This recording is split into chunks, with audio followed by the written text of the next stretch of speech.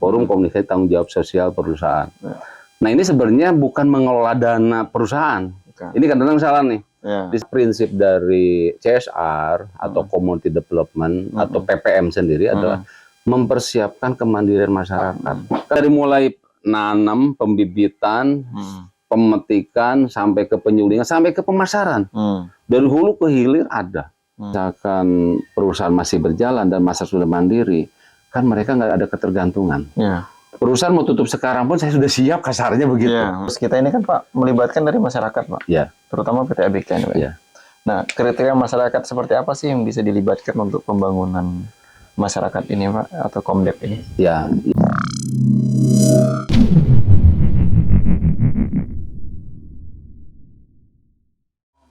Halo Densana Etamukesa, kembali lagi dengan saya, tapi kali ini saya berada di pabrik penyulingan PT ABK dan kita bersama dengan manajer Komdep PT Anugerah Bara Kaltim Bapak Agung Hasanuddin. Assalamualaikum Pak. Waalaikumsalam warahmatullahi wabarakatuh. Semangat pagi. Pagi dong. Harus pagi ya. Harus pagi ya.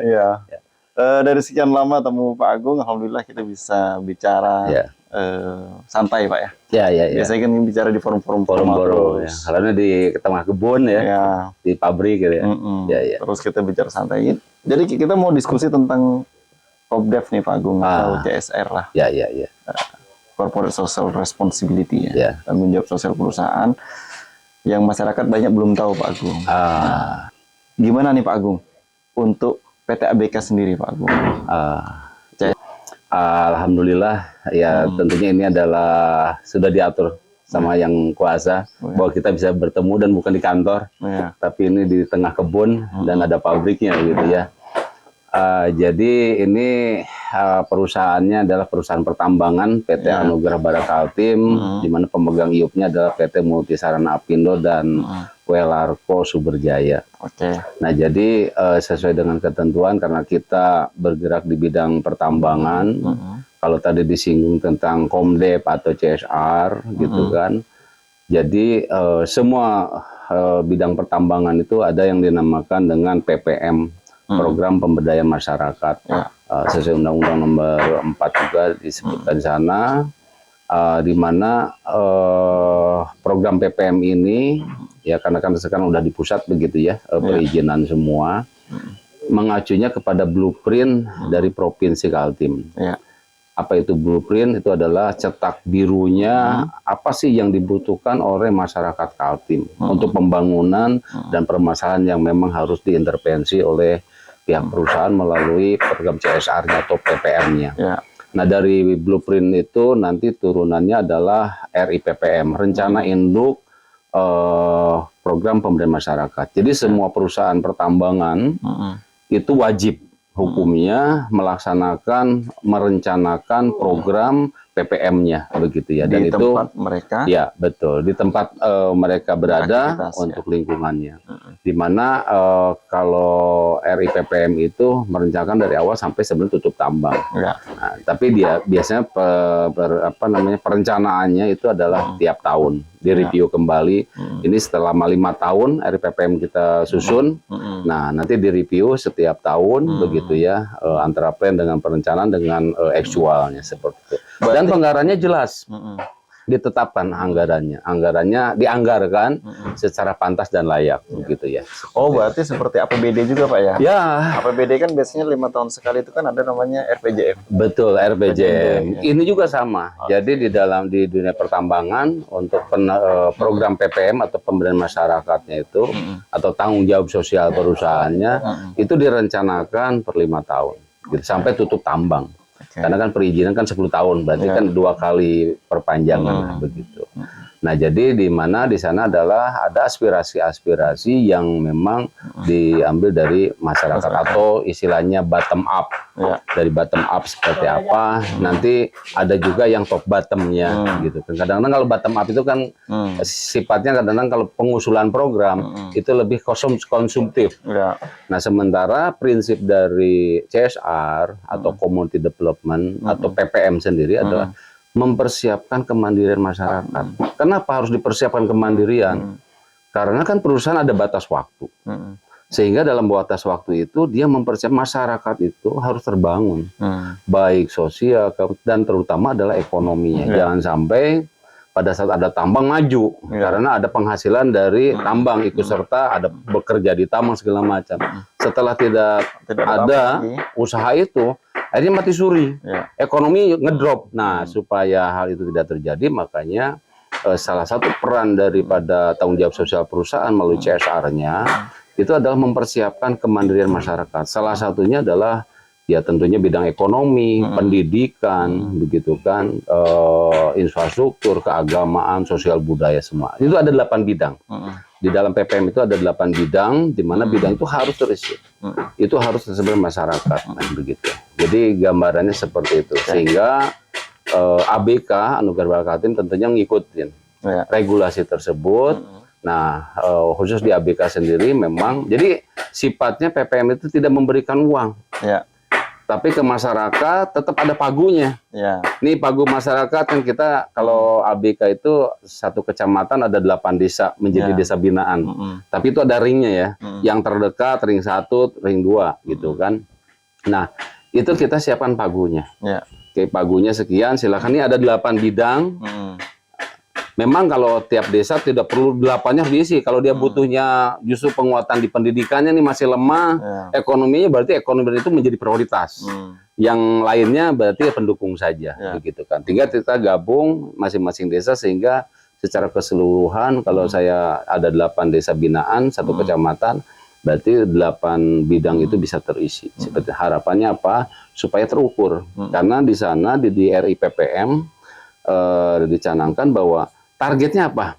Setiap program itu. Misalkan pelatihan.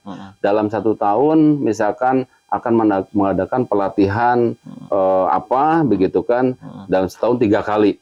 Dan sasarannya apa? Terus berapa yang akan terserap oleh pelatihan tersebut? Sasaran seperti apa? Jadi itu dievaluasi tiap tahun. Dan itu pelaporan kita adalah langsung ke SDM pusat. Termasuk juga ke kabupaten begitu ya. Nah, itu disampaikan juga sehingga serapan daripada dana CSR itu berapa itu pemerintah daerah pun tahu, begitu kan seperti itu. Dan perencanaannya pun tahu, open, gitu kan. Nggak bisa kita adalah diam-diam gitu ya. Nah, itu nggak bisa. Karena apa? Itu ada pelaporan. Kita pelaporan per triwulan, semester sampai akhir tahun baru dievaluasi. Itu ke pemerintah. Ke pemerintah. Ke SDM pusat. Pusat ya. Ke pusat gitu ya. Yang jelas karena kita kenapa melaporkan ke pusat karena pemberi izin. Kalau dulu kan di daerah, sekarang ditarik ke pusat sehingga pelaporan itu disampaikan kepada SDM pusat. Jadi di awal dari RIPPM dia pegang yang untuk 5 tahun, per tahunnya kita sampaikan, reviewnya tiap 3 bulan sampai akhir tahun kita sampaikan. Nah kalau ada silpa itu harus ditambah Pak. Kalau di program PPM itu misalkan kita ada dana misalkan 2 miliar misalkan. Terserap 1,5 miliar. Nah 1,5 miliarnya nggak hilang, harus ditambahkan ke tahun berikutnya. Kalau tahun berikutnya misalkan 2 miliar berarti 2,5 miliar. Makanya biasanya kita memaksimalkan, tapi bukan ngabisin uang ya. Tapi justru program itu benar-benar tepat sasaran sehingga memang sebelum membuat program itu biasanya di RPPM ada yang dinamakan mapping sosial. Setiap desa lakukan mapping sosial, semua pendidikannya apa segala macam, apa sih ekonomi yang terbangun di masing-masing daerah, sehingga mereka mempunyai usulan apa. Kalau ada yang tidak tertangkap, kita yang top bottomnya ada siapa, seperti itu. Yang jelas sama tujuannya adalah bagaimana nanti masyarakat itu mempersiapkan kemandirian. Nah, khusus di Kukar memang kita ada kolaborasi, makanya Pak Bupati melalui SK Bupatinya mulai tahun 2016 kalau nggak salah ya, itu memberikan forum TJSP, forum komunikasi TJSP, forum komunikasi tanggung jawab sosial perusahaan. Nah ini sebenarnya bukan mengelola dana perusahaan, ini kadang-kadang salah nih. Disangkanya forum TJSP itu ngumpulin uang untuk nanti untuk apa nih? Nggak seperti itu. Tapi justru karena kenapa dibentuk forum komunikasi TJSP itu? Karena waktu itu kan masing-masing. Karena waktu itu mungkin daerah juga banyak duitnya juga kali ya, banyak anggaran, jadi jalan sendiri. Perusahaan melalui CSR jalan sendiri. Tapi masalah tetap biarnya ada, misalkan kemiskinan. Kan kita tahu kemiskinan kita hampir 7% lah ya di Kukar ini. Ini nggak bergerak-bergerak nih, nggak ada. Ya masing-masing akhirnya apa kalau istilah Pak Bambang dulu itu dari PTSP itu rebutan ruang publik, gitu kan. Ini menganggarkan, ini menganggarkan, gitu kan. Pada saat Silpa banyak juga, gitu kan. Nah sekarang itu dikolaborasikan, kita mengintervensi sama-sama di RBPK, Rumah Besar Pengentasan Kemiskinan, gitu kan. Tentu banyak nih kategori kemiskinan itu. Nah di sanalah kita masukkan ke dalam program, sehingga datanya satu, Pak. Kan kalau dulu kita mengintervensi, misalkan bedah rumah, ternyata kok nggak berubah datanya di kabupaten. Kenapa? Ternyata nggak masuk kategori. Nah sehingga sekarang itu baik itu kesehatan, stunting segala macam, bedah rumah, itu satu data. Dia lebih pada sinkronisasi. Sinkronisasi, sehingga kita pun mau mengintervensi ke masyarakat, datanya yang dari pemerintah. Supaya pada saat kita melakukan intervensi, ada pergerakannya terlihat. Seperti itu. Ya alhamdulillah. Kadang kan hanya pada satu fokus gitu. Ya, jadi kalau misalkan ada koordinasi itu, jadi ABK di sini nih ya. Betul. Yang lain wilayah. Betul kan kita ada 3 wilayah nih. Ada wilayah hulu, tengah sampai hilir kan. Masing-masing problem berbeda. Nah sehingga kalau data di pemerintah tahu, oh nih daerah hulu ini permasalahan, misalkan dulu di hulu itu masalahnya tuh air susah. Waktu itu perusahaan membangun, tapi kan nggak sinkron dengan PDAM-nya. Nah sehingga kita sama-sama duduk bersama, apa segala macam. Oh permasalahannya nih. Ahlinya ada dari pemerintah, oke dibentuk, akhirnya kan bisa jalan seperti itu. Nah termasuk juga misalkan bedah rumah pun kan ada kriterianya seperti apa sih, standarnya seperti apa, sehingga masuk kan kemiskinan itu karena punya kategori-kategori itu, gitu kan, sehingga kategori itulah yang kita intervensi, ya seperti itu. Ya alhamdulillah sih banyak hal yang sudah kolaborasi, ya saya cukup terima kasih dengan Pak Bupati yang care ya. Kan kadang-kadang wah ini CSR banyak duitnya, Pak Bupati udah tahu lah. Kalau di TJSP itu nggak ada uangnya, tapi justru apa nih programnya yang bisa diintervensi bersama, sehingga kita susun bersama. Nah sebenarnya itu open aja. Kalau misalkan kita pun misalkan dari luar ingin tahu apa sih yang sudah dikerjasamakan, sih kita ada. Itu kan, oh apa saja nih setiap perusahaan wilayah tengah hulu termasuk ABK, apa sih yang udah dikolaborasikan dengan pemerintah daerah. Salah satunya SDM misalkan, pemerintah punya budget untuk memberikan beasiswa, menyekolahkan kepada sekolah yang dipandang ini untuk mempersiapkan SDM yang kuat, gitu ya. Seperti apa? Oh perusahaan nih, ini kita punya dana sekian nih, dari perusahaan ada nggak? Bisa nggak? Oke kalau gitu kita ada beasiswa untuk siswa di belajar sekolah yang sekarang kan udah berjalan, ada yang ke Garut, ada yang ke Bogor, gitu kan. Harapannya mereka adalah SDM yang kita persiapkan, ya apalagi kita mau IKN kan, udah jadi IKN sebenarnya. Nah tentunya jangan sampai SDM kita justru tersisihkan. Kenapa? Karena kalau kita nggak mempersiapkan SDM dengan kuat, dengan intervensi juga dari dunia usaha, itu berat. Nah salah satunya juga, ini di tempat ini adalah untuk sekolah lapang, Mas. Jadi oh jadi orang-orang mau penelitian, mau betul. Jadi ini konsepnya di sini, ini kan bekas tambang nih semua, bekas tambang kita bangun, alhamdulillah dari manajemen memberikan ruang. Oke ini nanti silakan untuk dikelola untuk CSR. Artinya apa yang akan diinikan? Ya kita berarti konsepnya adalah ke wisata agro. Kenapa wisata agro? Karena masyarakat di sini adalah mayoritas kan petani, pekebun segala macam. Kita siapkan itu. Dan salah satunya juga, kalau saya diskusi dengan akademisi, kadang-kadang mereka mau penelitian, kadang susah juga ya, nggak punya tempat lapangan kita. Kita siapkan. Itu harus memang dunia usaha harus terlibat. Jadi di sini udah Unikarta ke sini, Unmul juga belajar sini. Mau belajar karena kebetulan di sini saya punya pabrik kayu putih nih. Nah, kan dari mulai nanam, pembibitan, pemetikan sampai ke penyulingan, sampai ke pemasaran. Dari hulu ke hilir ada. Jadi kamu belajar kalau misalkan dia ada orang pertaniannya atau perkebunnya, berarti caranya kan seperti apa sampai ke panennya. Nah kalau misalkan sampai kepada penjualnya, berarti bisnis kan. Nah supaya apa ya teman-teman mahasiswa di akademisi benar-benar dia tahu. Tidak hanya teori saja. Kan teori udah cukup lah, udah pada pinter. Tapi kadang-kadang pada saat ke lapangan bingung. Nah supaya dibekalin dari awal. oh seperti ini. Kalau perkebun, misalkan ke horti, kan banyak teman-teman yang dari pertanian tuh. Kita kan belajar, kenapa petani gagal nih, susah gitu kan. Kalau sekarang tuh kan, kalau orang tuanya petani, coba cek, ada nggak anak jadi mau petani? Enggak, kenapa? Petani itu nggak menggiurkan. Nggak ada yang kaya jadi petani gitu.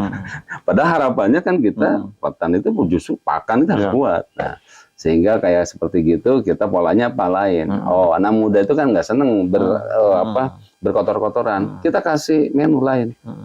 Pertanian hidroponik. Nah, kita ada juga pertanian hidroponik yang sudah masuk ke pasar-pasar besar. Ya, alhamdulillah begitu ya. Nah, itu hal yang banyak. Jadi sehingga pemuda-pemuda milenial itu juga harus disesuaikan dengan seperti itu. Dengan style mereka. Dengan style mereka. Kalau mereka suruh berkotor-kotoran, mungkin sekarang mikir-mikir 2 kali ya. Coba bapak saya aja kan gitu. Nah, tapi kalau ada cuannya juga kan nggak masalah teman-teman. Ya, jadi memang sekarang itu kalau saya lihat petani-petani kan masih konvensional. Jadi hasilnya pun sebenarnya nggak cukup menarik. Jadi kalau mau jadi kaya jadi petani agak berat gitu kan. Justru inilah peran dari dunia usaha juga dari pemerintah. Kita harus menciptakan pertanian yang modern gitu kan. Yang tentunya adalah lebih efisien gitu kan, lebih ekonominya melipat begitu kan. Itu yang harus dilakukan gitu kan. Gitu ya. Jadi ya salah satunya itu Pak. Jadi di sini pun ada sekolah lapang. Jadinya nanti dari universitas beberapa udah membangun ini pun kita kerjasama juga. Artinya supaya mereka nanti bisa belajar di sini. Karena kalau belajar di kampus kan misalkan dia punya sesuatu kegiatan kan nggak masuk SKS. Tapi kalau udah di luar kan dapat kan. Iya. Nah, sekarang ada program kalau nggak salah itu Merdeka Belajar kan. Nah, itu yang kita harus siapkan dan harapannya memang itu dunia usaha harus mensupport. Artinya memberikan ruang. Ini kita lagi mencetak sawah nih. Dari 40 hektar salah satunya kita akan cetak sawah. Dulu udah yang di tempat yang fit lain, ini di dekat dengan masyarakat, kita akan cetak sawah juga, tapi berbasisnya adalah wisata, gitu kan. Oh, itu konsepnya ya? Konsepnya begitu. Ini udah ada. Gen desainnya sudah desainnya sudah ada. Semuanya videonya segala macam. Oh, yang 40 hektar nih tadi? 40 hektar, kalau ini yang di sini aja, yang kayu putih. Kalau yang 40 hektar udah kita cetak birunya sudah siap juga. Tinggal pendanaannya aja. Nah, ini nunggu dari Anu nih. Ya, kalau memang boleh nanti ada investor boleh juga. Gitu ya. Nah, jadi itu Pak. Jadi secara prinsip bahwa perusahaan melalui CSR itu ada sebenarnya mempersiapkan kemandirian masyarakat. Sehingga pada saat kalau misalkan perusahaan masih berjalan dan masyarakat sudah mandiri, kan mereka nggak ada ketergantungan. Perusahaan mau tutup sekarang pun saya sudah siap, kasarnya begitu. Itu yang harus dibangun, gitu kan. Sehingga dari segi apa saja ya, termasuk yang paling penting kan pendidikannya harus kuat. Pendidikan, terus ekonominya harus dibangun, gitu kan. Nah, itulah salah satu peran daripada CSR. Itu harus mempersiapkan itu. Makanya kita juga kalau di sini kan sudah ada pembuatan ekstrak kayu putih serai wangi gitu ya, untuk sabun gitu. Karena ini dari limbahnya itu nggak kebuang, Pak. Jadi limbahnya nanti pada saat keluar itu ada kayu putih, minyaknya dengan airnya namanya air hidrosol, itu adalah bisa untuk bikin sabun. Jadi saya udah melakukan pelatihan di sini. Jadi semua ini saya siapkan untuk pelatihannya udah siap. Pada saat ini udah dibuka nanti untuk kawasan wisata gitu kan. Kan jualannya salah satunya kan jualan sabun kayu putihnya. Rendam sehatnya ada siap di sini gitu kan. Nah, jadi itu salah satu yang sebenarnya kan kalau selama ini memang ini kan kembali ke regulasi. Perusahaan melalui CSR-nya kadang-kadang keluar. Ya. Program-program yang di luar di lingkar tambangnya. Tapi ada yang dilupakan. Sebenarnya ada potensi yang besar yaitu di dalam tambang. Tapi memang itu harus jelas. Karena kan ada rencana penutup tambangnya harus kemana nih, gitu kan. Itu yang memang saya harapkan dari pemerintah pun, misalkan ketahanan pangan. Kalau kita bicara ketahanan pangan, gitu ya. Kalau kita buka peta kukar, mungkin hampir 70% itu hitam, Pak. Artinya udah ada yang megang perusahaan batu bara. Kalau hanya 30%, iyakah untuk mendukung ketahanan pangan? Nah, mestinya ini melibatkan dunia usaha, tapi harus pemerintah regulasi jelas. Oh, untuk wilayah ini untuk pertanian. Oh, wilayah ini minta space, ya itu membuka ruang juga kepada investor tambang. Harapannya yang berkelanjutannya apa? Meskipun nggak sama dengan tambang, misalkan bikin suatu area perkebunan apa, sehingga dia ada yang berikutnya adalah investasi lanjutan. Karena kalau bekas tambang diserahkan ke masyarakat berat, Mas, biayanya. Siapa yang mampu, gitu kan? Nah, justru di sini mestinya dari awal terkonsep ya bahwa perencanaan ke depan wilayah hulu, hilir, tengah itu mau kemana itu sudah harus masuk ke dalam dokumen supaya oh kayak gini lah di ABK.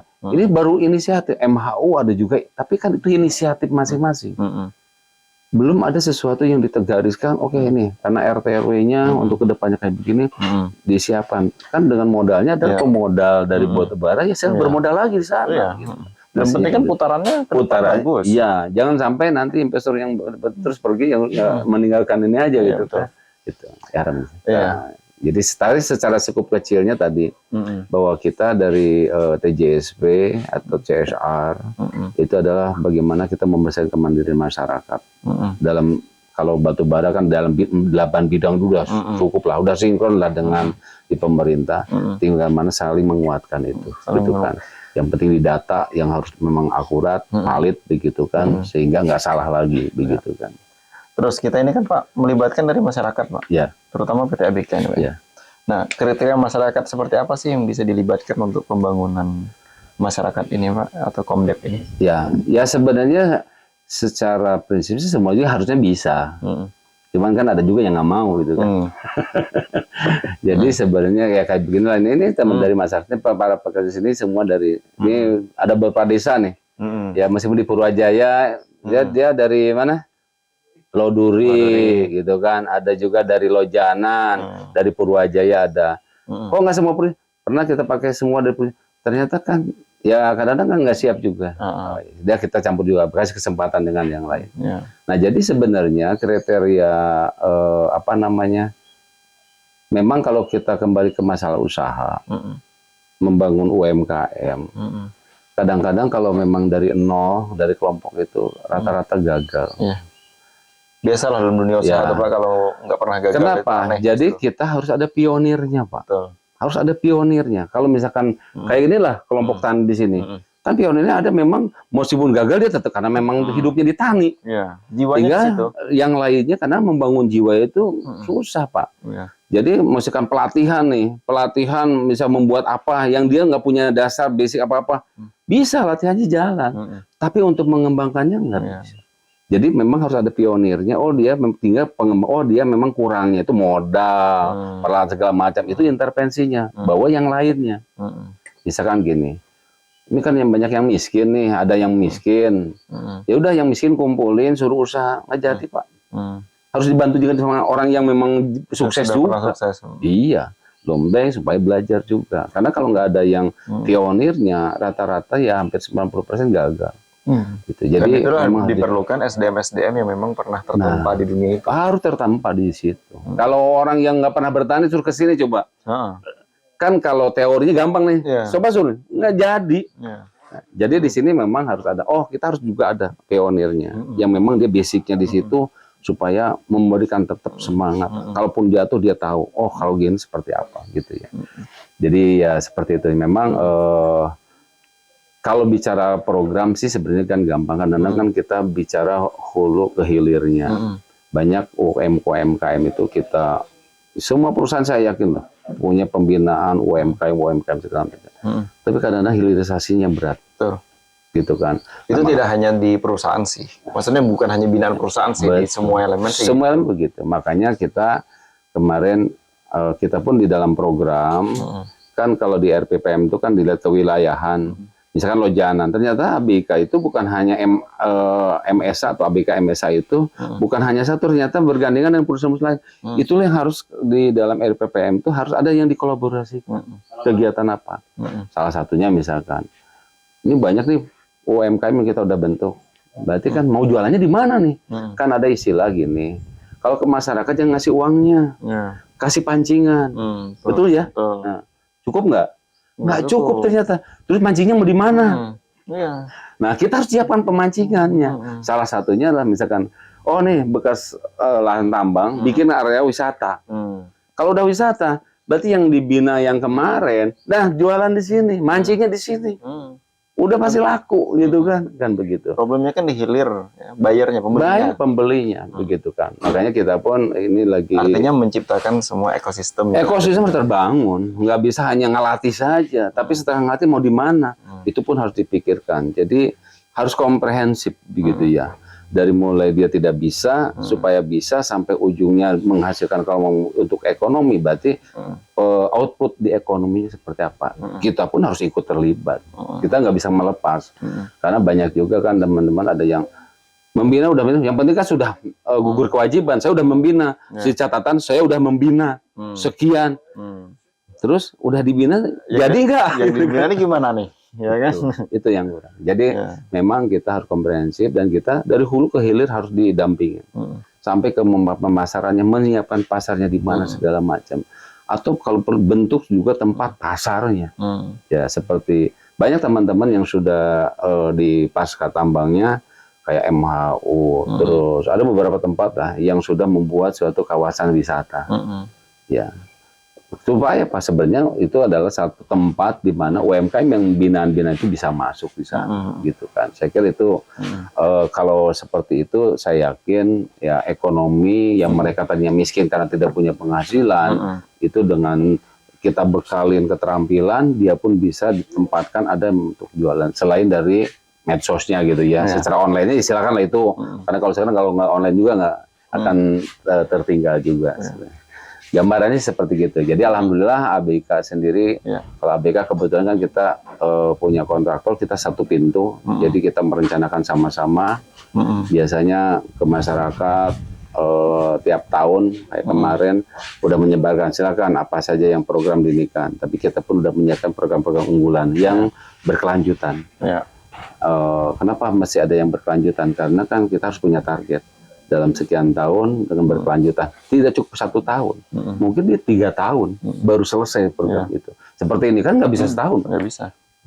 Seperti kemarin juga kita misalkan ada desa, oh ini pandasnya untuk karena punya basic komunitas Dayak, ya kita bangun kampung wisata Buddha. Kampung wisata gitu. Kampung wisata berbasis sosial budaya. Ya, alhamdulillah sekarang di Putak sendiri sudah agendanya udah di kabupaten, udah provinsi, udah tahunan lah. Jadi tiap tahun kalau dan itu pada saat ada kegiatan itu kan itu menciptakan pasar sebenarnya. UMKM itu wah udah banyak. Kalau dihitung cash flow-nya lumayan. Gitu. Jadi orang kampung juga bisa. Berdayakan. Iya, istilah jualan. Nah, ini pun sama Pak. Kalau ini kan konsepnya kan memang dekat kampung, melewati kampung memang. Dan nanti kalau misalkan untuk parkiran yang besar, jangan di sini. Itu kerjasama dengan desa, karena kita dengan BUMDes nanti. Parkirannya di sana. Nanti orang yang ke sini, kemarin kan di sini ada komunitas trail. Nanti pakai ojek gitu. Yang punya motor ya, dia jadi pasukan ojeknya gitu.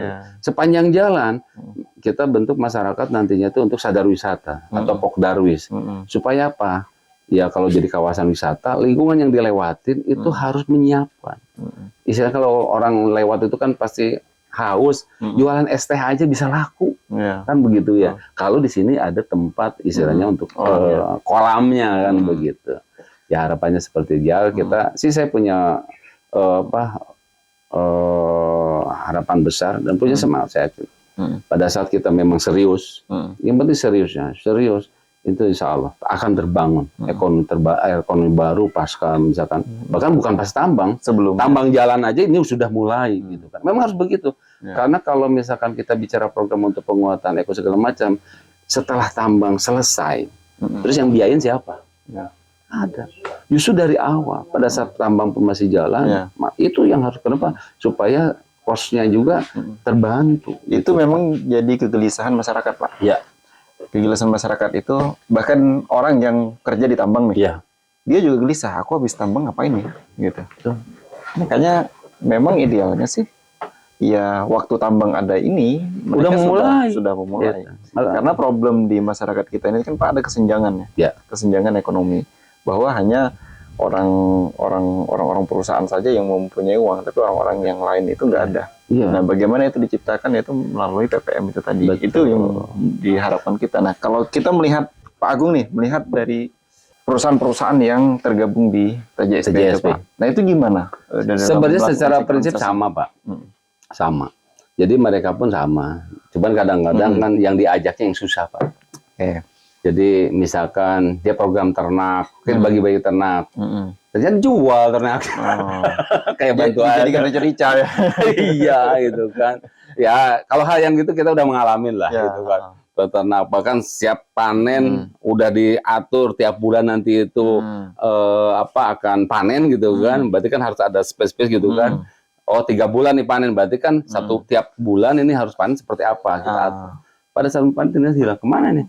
Waduh Pak, mati ternyata bagi-bagi. Takut nggak kebagian katanya gitu. Jadi, manajemennya juga kadang Pak ya. Betul. Jadi makanya di ABK ada kita ada LPB ya, Lembaga Pengembangan Bisnis. Jadi memang rata-rata dia membina dari mulai ada klasternya pemula, menengah sampai mandiri. Nah ternyata UMKM kita nggak maju kenapa? Apalagi UMKM-nya di rumah. Itu antara manajemen dapur sama manajemen bisnis campur. Jadi nggak ketahuan kok gitu-gitu terus ya. Padahal anaknya bisa sekolah. Itu nggak ini kan. Anaknya tetap masih bisa sekolah itu kan. Tapi jualannya gitu aja. Padahal kan hasilnya udah langsung. Ini harus belajar pembukuan. Harus bisa nih manajemen ini keluarga, ini dapur, ini untuk UMKM-nya.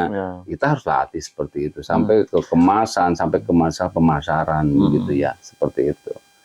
Jadi ya memang tapi ya alhamdulillah sebenarnya UKM kita tuh banyak dan sebenarnya memang jalan, cuman memang kadang-kadang tidak makanya dengan dasar itu kita lagi bangun kolaborasi perusahaan yang ada kebetulan di ABK kan di Lojanan, kita lagi bangun UMKM Center. Tujuannya untuk apa? Tempat mereka bukan jualan sebenarnya, mengekspos. Ruang isi publikasinya, produk mereka.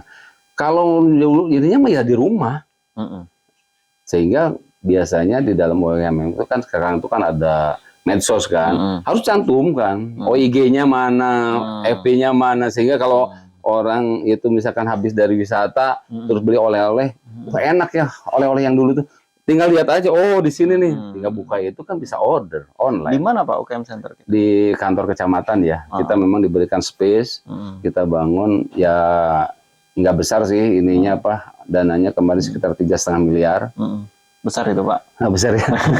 Dari teman-teman kumpul-kumpul. Ini sementara ini kemarin stuck karena kontraktornya musibah. Dari Pimpro sama ininya meninggal kecelakaan sehingga stop. Nah kemarin nanti tahun ini kita mulai lagi untuk finishingnya. Ini baru setengahnya mungkin kita jadi. Itu udah lapak-lapaknya banyak. Nanti kalau tadi sebenarnya kelewatan di depan kantor camat itu kita udah siapkan di sana. Nah itu konsepnya adalah semua perusahaan kan punya binaan-binaan UKM. Nah kita bikin tempat pelatihan untuk siapa sih yang bisa jualan di sini. Kalau belum bisa berarti harus gembleng dulu, di-develop dulu supaya bisa masuk di sini. Sehingga standar tetap harus ada gitu kan. Tapi enggak biar untuk memotivasi. Ya, memotivasi. Kalau nggak begitu nanti saya bikin OT-OT tolong kan enak banget gitu kan. Nggak mendidik kayak begitu. Tapi justru kita karena apa? Karena kan kita ini udah IKN. Kita kebayang kan IKN di sana bonus demografinya lagi. Artinya gini Pak. Kalau sekarang, kalau nggak salah kan 4 juta Kaltim. Pada saat ada ikan jadi 8 juta. Terus mereka tentunya pada saat, kan nggak kerja terus kan. Perlu healing lah. Sabtu, Minggu pasti pingin jalan kan. Betul. Ya pasti kemana? Ya paling terdekat kan. Itu yang harus kita siapkan. Makanya kita pun ke teman-teman juga, ayo siapkan tempat wisata. Baik itu di tambang maupun di luar tambang. Wisata harus kuat. Kenapa? Dengan adanya kawasan wisata, orang itu kan ke sini pasti kan banyak. Oh, banyak yang dituju. Kan nggak hanya satu. Kalau satu nanti penuh. Iya, betul. Harus banyak. Jangan merasa bersaing. Itu harus menguatkan. Semakin banyak semakin bagus. Iya. Kan kalau kita ke Jawa itu kan kayak saya lah pulang gitu kan. Kan hari pertama ke sini, kedua, ketiga sini kan. Kalau wisatawan jangan sekali lah. Kalau ngerampok jangan nanggung gitu kan. Kalau perlu ya seminggu lah gitu kan. Makanya kita siapin nanti untuk penginapan. Kalau yang pengen punya cuti dia di sini kita siapkan. Atau hanya weekend aja kita siapkan. Itu saya yakin dengan seperti itu UKM kita maju. Gitu. Dan saya yakin itu. Makanya kita sekarang persiapan terus bina terus. Memang kelihatannya bina tapi susah juga. Ya memang pelan-pelan.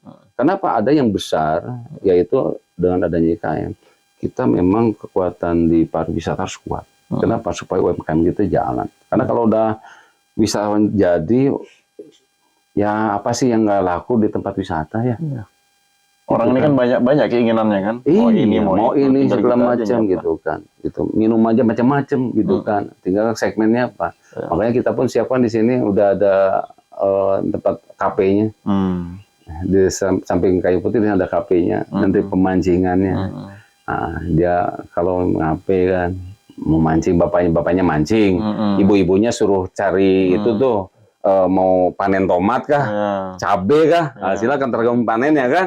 Nah gitu kan, anak-anaknya ya tempat main di sini. Itu makanya kita ya seperti gitu. Jadi memang kita harus menyiapkan untuk anak ya, untuk emak-emaknya, untuk bapaknya apa. Kita harus komprehensif.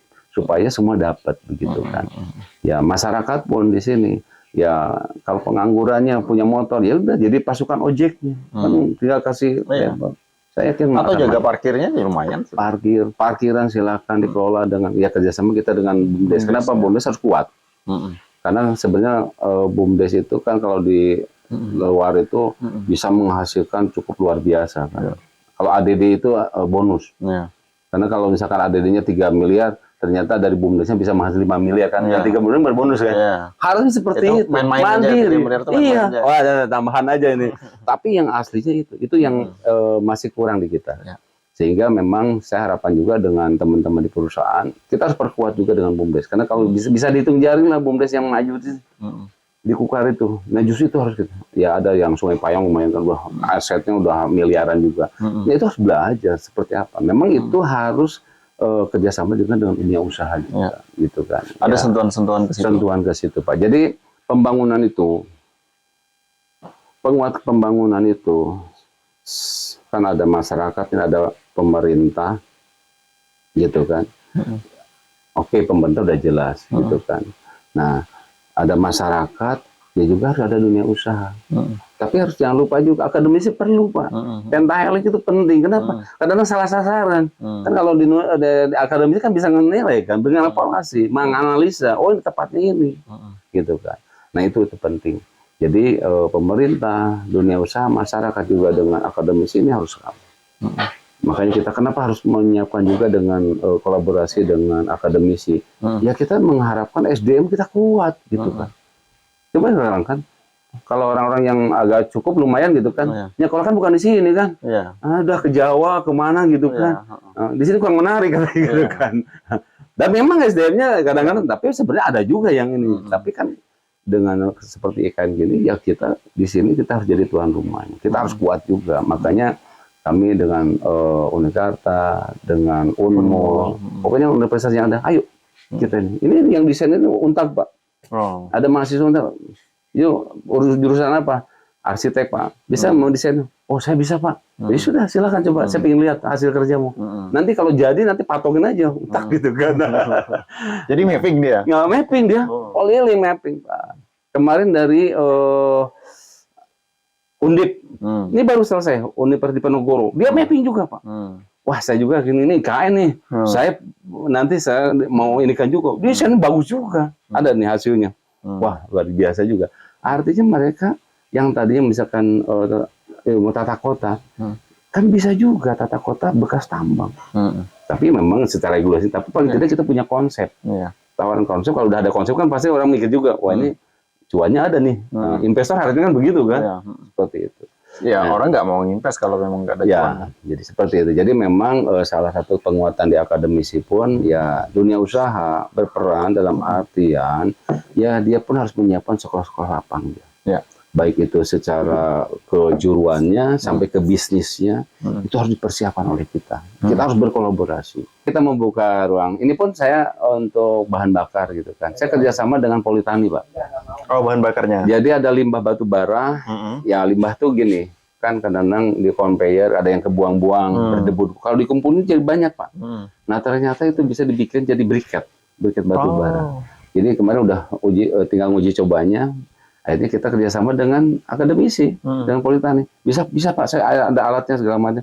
Oke, dah kita nanti bikin MOU. Kelihatannya ini kalau ini kan ada cuannya nih, ya silakan kita atur, gitu. Untuk pengembangan, dia bilang gitu. Dan nanti mungkin ke depan saya bangun di sini. Kalau udah jalan, pabrik briquette-nya kan sederhana aja, supaya apa? Mahasiswa yang dari sana kalau belajar di sini kan jadi sekolah lapang, dapat SKS.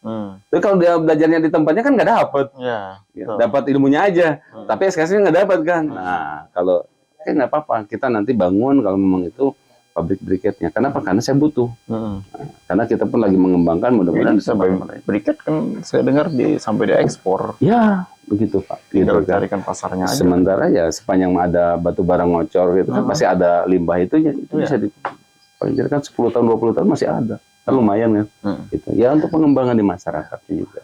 Terakhir Pak, untuk rekan-rekan mungkin di perusahaan lain dan masyarakat secara umum Pak, apa yang ingin Bapak sampaikan di dalam pertemuan Tablik Akasa hari ini? Ya, tentunya untuk teman-teman saya kira ya makanya kalau kita punya prinsip semangat pagi Pak. Ya. Semangatnya itu harus pagi terus, meskipun dari pagi, siang, malam kita harus pagi terus. Kenapa? Fresh ya? Ya, karena kadang-kadang kalau di orang CSR bisa 24 jam, Pak. Gitu kan.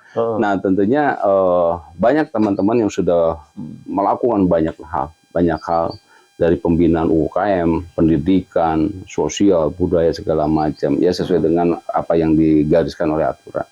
Nah tentunya memang kita perlu juga menyiapkan diri. Secara prinsip kan kita prinsipnya adalah kita mempersiapkan kemandirian mereka. Tapi memang pendampingan jangan lepas. Pendampingan kalaupun misalkan UMKM, pendampingan dari hulu sampai hilir.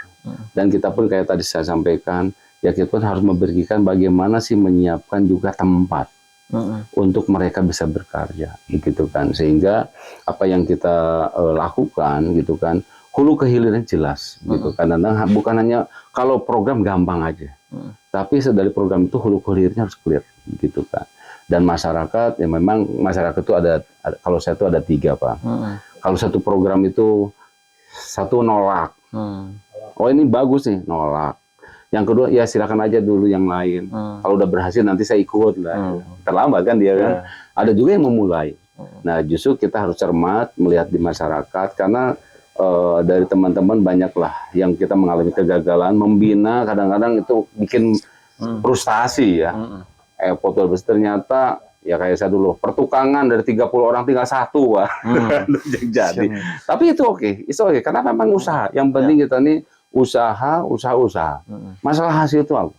Jadi tapi yang penting evaluasi di proses. Prosesnya udah benar. Kalau udah proses benar segala macam, memang belum rezekinya. Kalau nggak, tapi kalau memang itu saya yakin. Tapi ya tidak putus yang menghadapi masyarakat ini tentunya adalah kita punya, makanya namanya TJSP, tanggung jawab sosial perusahaan. Kita orang-orang sosial yang punya tanggung jawab ke arah itu, jangan henti-hentinya. Sepanjang perusahaan ada, tanggung jawab saya itu melekat terus.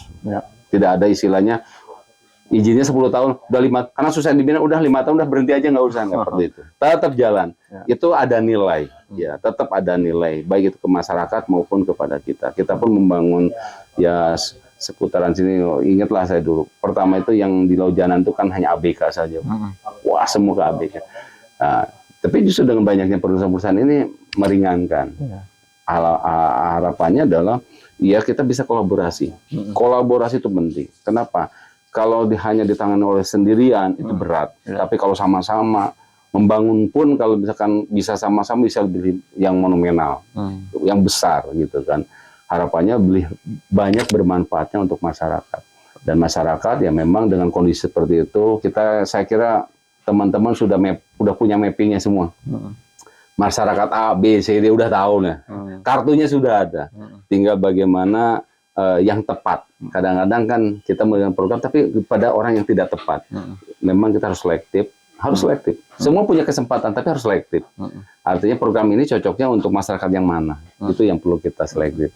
Dan saya kira dengan terus kita berada di masyarakat, mendengar masyarakat, ya tentunya kita akan lebih banyak tahu apa yang dirasakan, yang dibutuhkan oleh masyarakat. Tapi kalau masalah kepuasan, kita ini bukan pemuas, ya, bukan pemuas. Tapi bisa juga ada dipuaskan oleh kita. Satu segi bisa memuaskan, ada yang tidak puas nggak apa-apa. Itu hal yang logis lah, gitu kan. Jadi tetap berusaha, berjuang. Saya yakin, ya kalau CSR itu adalah kerja dunia akhirat. Kalau saya mau nang gitu, kenapa? Meskipun bukan dana kita, tapi kita punya amanah untuk bagaimana mengembangkan, dinyalurkan ke masyarakat itu yang sebaik-baiknya supaya itu membawa berkah. Dan alhamdulillah Pak, ABK sudah dari 2021, saya merasakan denyutan doa-doa dari masyarakat. Pada saat kita ada program bantuan, mudah-mudahan ABK panjang sampai sekarang Pak. Ya kalau masalah kan banyak, digempur dari internasional, wah harga jatuh sampai harga yang tinggi gitu kan. Nah, tapi yang penting itu adalah CSR itu adalah justru menjaring doa-doa masyarakat. Makanya kita harus ikhlas memberikan sesuatu yang benar-benar kita ini, karena kita nggak ada unsur bisnis kalau mau CSR. Mau keuntungan apa sih? Nggak ada ekonomi. Tapi justru kita bagaimana ini tepat sasaran, dia merasa bersyukur, syukur-syukur tidak terus-menerus, tapi dia bisa mandiri. Karena arahnya begitu. Sehingga dengan seperti itu tidak ada kata, capek, nggak ada. Yang nama orang CSR itu, kenapa? Kalau dengan keikhlasan saya kira sesuatu ringan semua. Kenapa? Yang ini bukan masyarakat. Meskipun kadang-kadang dicemooh, nggak apa-apa. Yang penting niat kita tuh baik, bagaimana membangun mereka, mempersiapkan mandiri ke mereka, gitu kan. Saya kira mungkin begitu, dan harapannya ya mudah-mudahan dengan podcast ini, baik perusahaan, teman-teman, juga dengan masyarakat bisa, ya ada sedikit tercerahkan. Oh, pandangannya seperti ini. Ya kita, ya oke lah, kan biasanya tambang itu jeleknya terus negatifnya. Justru kita membangun yang positif, gitu kan. Menyisikan sesuatu yang istilahnya memiliki nilai untuk masyarakat, karena masyarakat itu adalah saudara-saudara kita juga, gitu kan. Kalau mereka senyum, masa kita nggak ikut senyum, gitu kan. Terus masa kita tertawa aja kan nggak mungkin. Justru dengan seperti itu kepedulian kita, sense kita terhadap masyarakat memang harus lebih terus ditingkatkan. Ya mudah-mudahan masyarakat juga bisa terbuka. Ya kita maju sama-sama meskipun tidak masuk dalam lingkungan perusahaan, tapi bisa menjadi mitra. Tapi jadi mitra seperti apa? Gitu. Mungkin saya kira begitu. Terima kasih banyak Pak. Siap. Setelah menyuguhkan kopinya Mas. Oh, siap.